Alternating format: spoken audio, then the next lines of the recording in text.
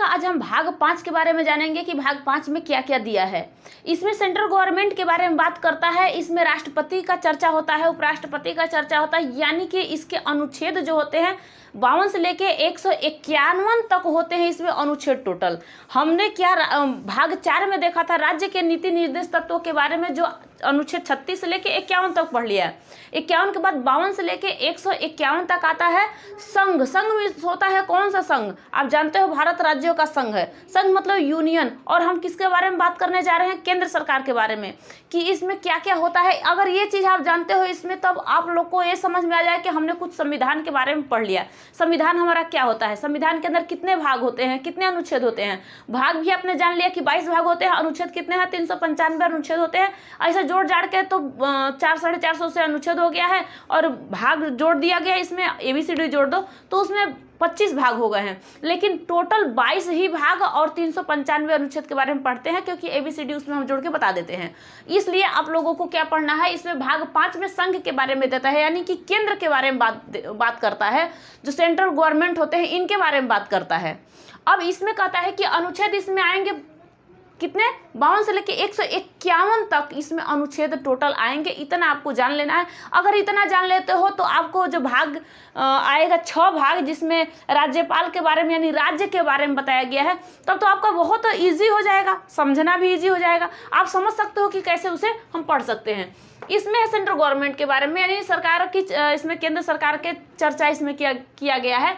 अब जो होता है 52 से लेके 61 तक, इसमें राष्ट्रपति का चर्चा टोटल होता है। कितने से लेके? 52 से लेके 61 तक, 61 तक इसमें होता है किसके बारे में चर्चा? राष्ट्रपति के बारे में चर्चा होता है कि इनको क्या क्या कब कब कैसे कैसे मिलता है। जैसे 61 में इसे महाभियोग लगाया जाता है, और शुरू में इनके अगर शुरू होगा किसी काम को, अगर शुरू करते हो, अगर आप कोई भी चैप्टर को शुरू करते हो तो शुरू से पहले पढ़ते हो कि इसमें क्या क्या दिया है, उसके जीवन के बारे में पढ़ते हो, फिर धीरे धीरे बढ़ते जाते हो कि उसके साथ क्या क्या हुआ था। इसी तरह से इनके बारे में ऐसी बात आपको समझना होगा।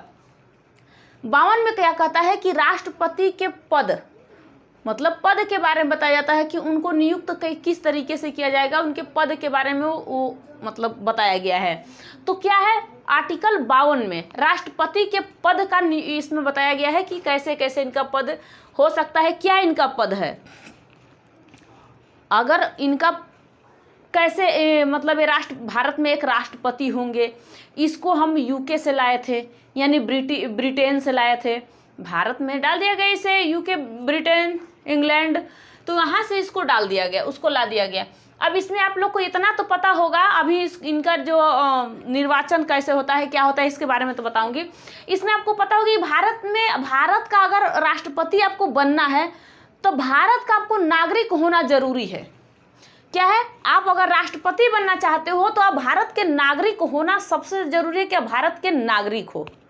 इसके बाद दूसरे में कहता है क्या, कि कम से कम इनका 35 साल का उम्र होना चाहिए। तीसरे में कहता है कि इनको कम से कम 50 लोकसभा या राज्यसभा से अनुमोदक होना चाहिए, यानी मेंबर उतने 50, चाहे लोकसभा से 50 ही चाहिए अनुमोदक जो होते हैं, चाहे लोकसभा से लाओ चाहे राज्यसभा से लाओ। इन दोनों से मान लो 25-25 ला दो, 30 ला दो, चाहे किसी एक जगह से उठा लो 50 को, 50 के भैया हमारा अनुमोदक ये हैं, ये अनुमोदक 50 चाहिए।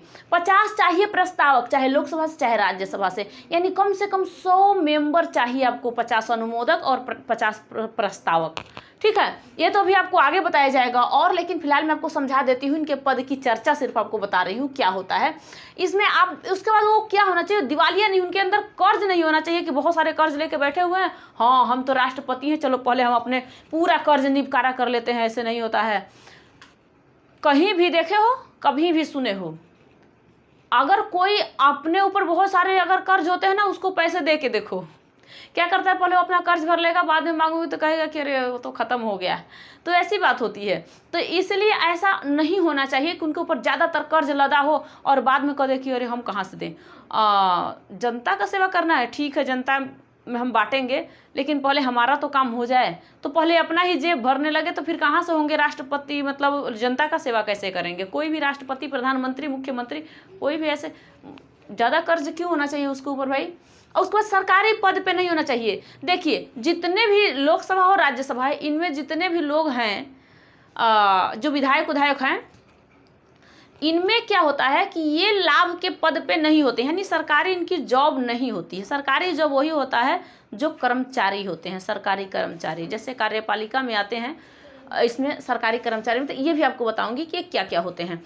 तो इतने इनके ऊपर नहीं होना चाहिए। राष्ट्रपति का पद के बारे में बताया गया है। अनुच्छेद 52 कहता है, जो आर्टिकल 52 है, राष्ट्रपति के पद के बारे में बताया गया है।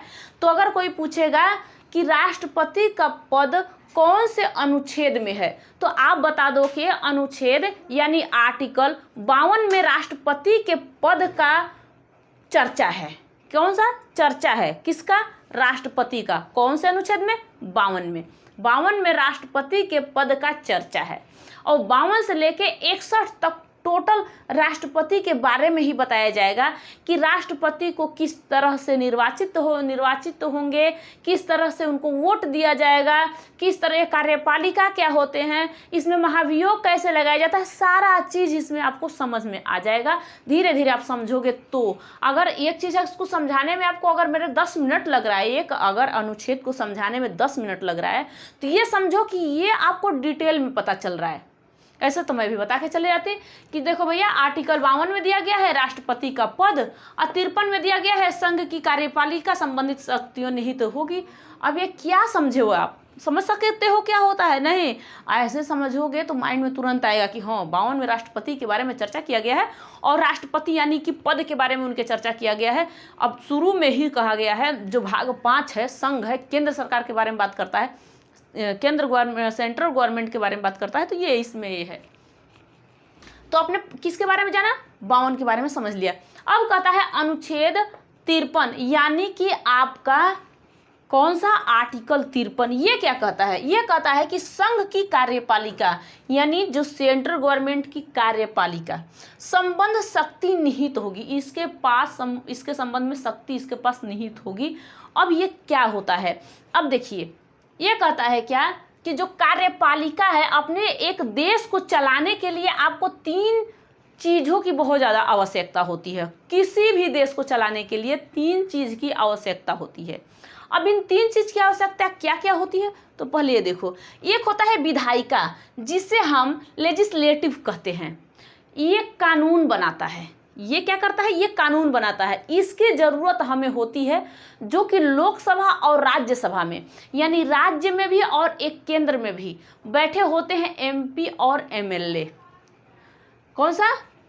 एमपी और एमएलए। ये जो होते हैं, जो राज्य में बैठे होते हैं और जो लोकसभा में लोग बैठे होते हैं, मतलब सेंट्रल में बैठे होते हैं, इन लोगों के विधायकों के बारे में किया जाता है। अब ये लोग क्या करते हैं कि ये लोग कानून बनाते हैं। किस तरीके से?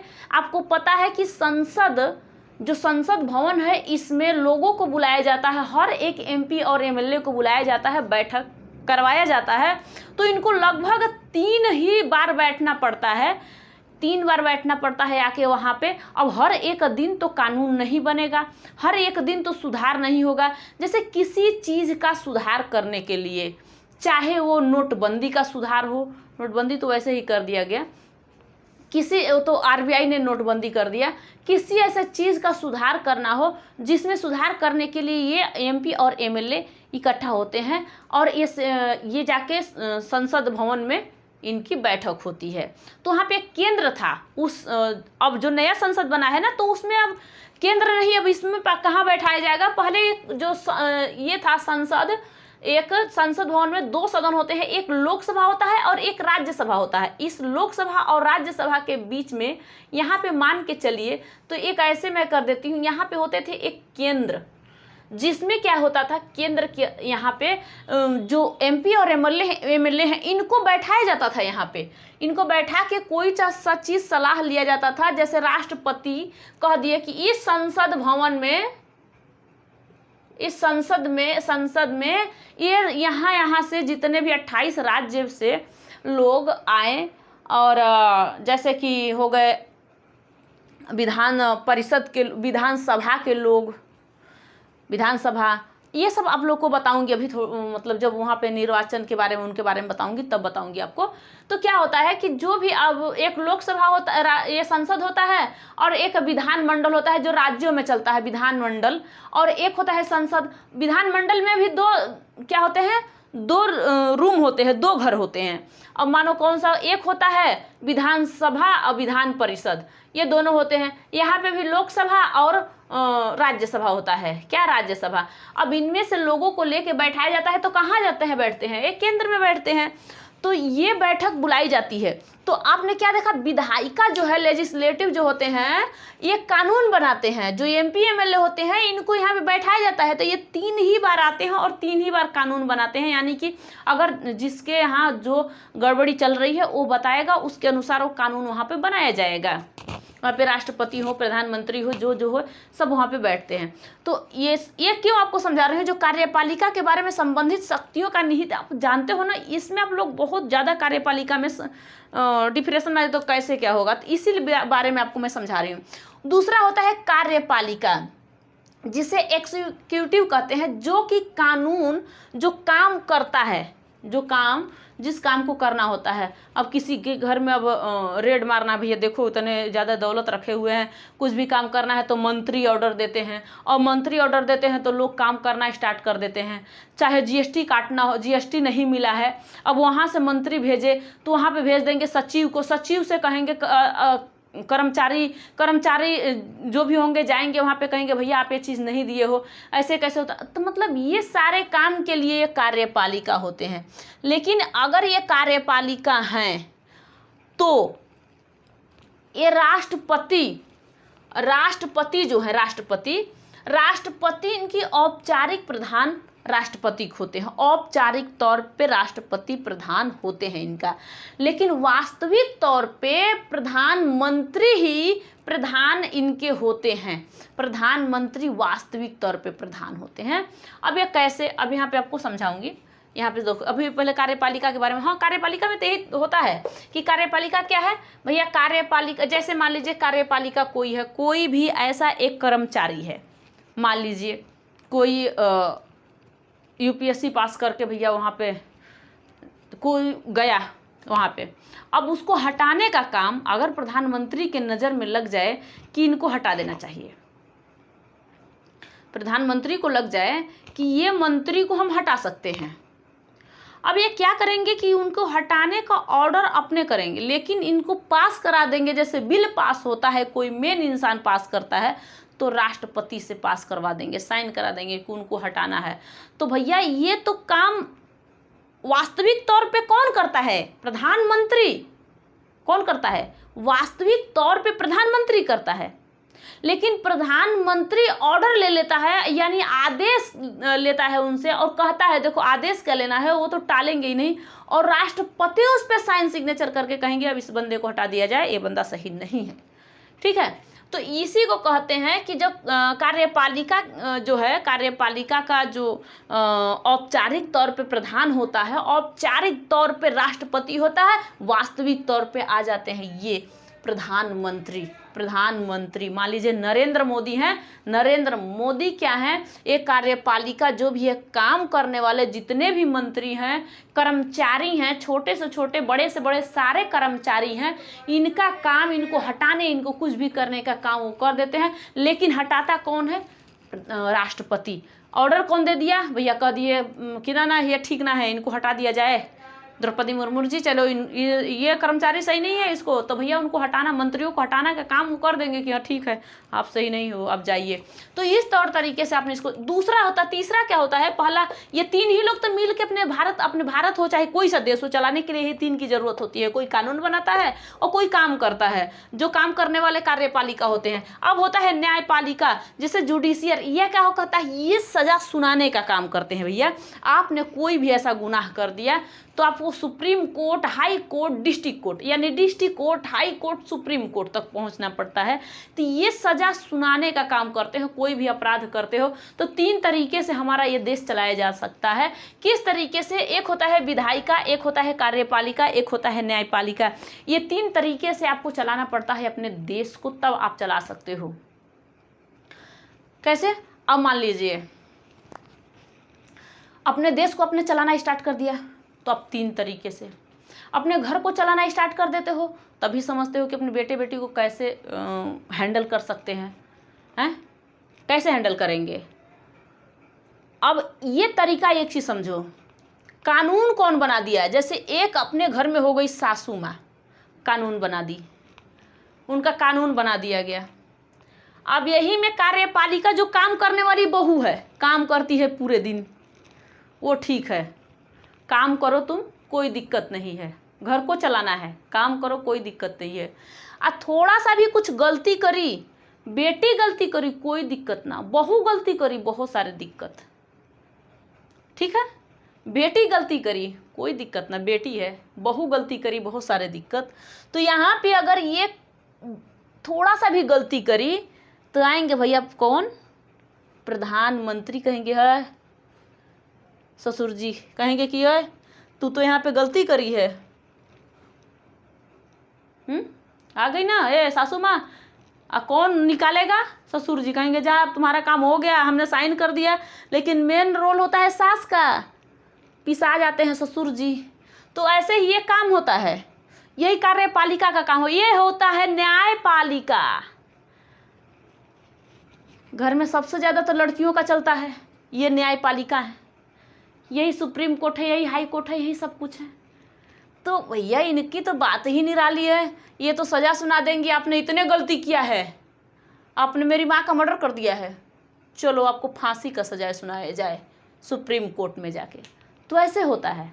तो ये होती है आपका तरीका, आपको बता रही हूँ, ऐसे कोई दुखित न माने, मतलब किसी को दुखित के लिए नहीं कर रही हूँ, मैं ये बता रही हूँ आपको कि विधायक की घर को चलाने के लिए इसी तरीके से लोग चलाते हैं, या फिर देश को चलाने के लिए यही सजाए मिल जाता है। नहीं तो आपको कर्मचारी हो भैया, आप कार्यपालिका हो, आप अपना एग्जीक्यूटिव है, अपने काम पे तुरंत ध्यान दिए रहो। जैसे बहुत सुबह उठ के 4 बजे भोर में अपना काम करने पे स्टार्ट हो जाए, झाड़ू पोछा बर्तन काम करना, ये करना, खिलाना पिलाना, सब काम करना, एकदम फर्स्ट फैंटास्टिक काम करती है, वैसा ही आपका काम है। कहीं पकड़े गए तो ला ये सजा कौन सुना दिया, यहाँ पे आ गए मैन, अब भेज दी कौन, वो कौन हटा दिया, बड़े साहब जी। तो ये ऐसे होता है। तो मतलब कि ये आपको समझाने का एक तरीका बता रही थी, आप समझ सकते हो कि ये कितना आप लोग के लिए इम्पोर्टेंट है। कार्यपालिका क्या होता है ये आप समझ गए होंगे, क्या होता है कार्यपालिका ये आप समझ गए होंगे पूरा। राष्ट्रपति का पद के बारे में समझ। अब आता है आपका 50-4-54 जो कहते हैं 54, ये आर्टिकल कहता है कि निर्वाचन के बारे में, राष्ट्रपति का निर्वाचन किस टाइप का होगा, कैसा होगा, किस तरीके से होगा, ये चीज़ आपको जानना हो। कौन कौन इनको वोट देगा, कौन एमपी देगा, एमएलए देगा, लोकसभा के लोग, ये लोकसभा के लोग देंगे, राज्यसभा के लोग देंगे, विधान सभा के लोग देंगे, विधान परिषद के लोग देंगे। तो देखो भैया, आपको हम बता दें कि अगर हम आपको नेक्स्ट वीडियो में बताएंगे आपको, तो ये लोकसभा के लोग और राज्यसभा के लोग और विधान सभा के लोग वोट देंगे राष्ट्रपति को, ये विधान परिषद के लोग वोट नहीं देंगे। अब ये क्यों नहीं देंगे आपको नेक्स्ट वीडियो में बताऊंगी, इसके बाद जब आपको आर्टिकल 54 बताऊंगी तब आपको नेक्स्ट वीडियो में बताऊंगी। तब तक के लिए थैंक यू। अब हम नेक्स्ट वीडियो में आपको बताएंगे। Thank you.